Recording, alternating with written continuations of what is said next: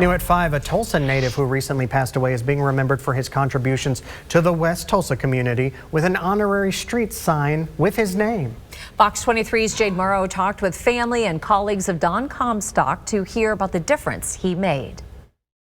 Don Comstock, who was a father, brother, neighbor, and friend, cared so much for the West Tulsa neighborhood that he grew up in.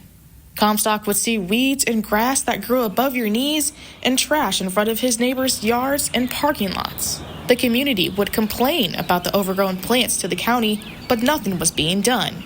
That's when Don Comstock decided to step in.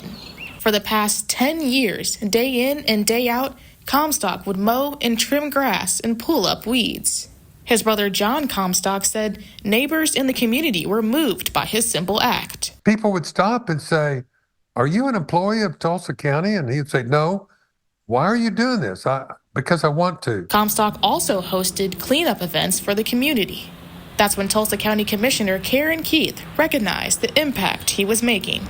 Keith tells me that she wanted to share Comstock's doings with the community. We set a policy up and we put together a resolution for him, and we got that resolution to him on a Friday. The sign went up on Monday. March 18th was the day more than a quarter mile of West 3rd Street was honorably named Don Comstock Lane. Comstock passed away just 2 days earlier at the age of 73 after battling lung cancer. Keith was one of the last few people to see Don and tell him about his honorary street sign before his passing. I'm just so glad we went on over there when we did. And I felt like when I was talking to him that I was saying goodbye. I'm missing. Stormy Miller, one of Comstock's neighbors, hopes the community will remember Don. I hope that we as a community take him as an example and work together to continue what he felt so passionate about. A street sign that is dedicated to Don is a sign that his acts of kindness will never go unnoticed.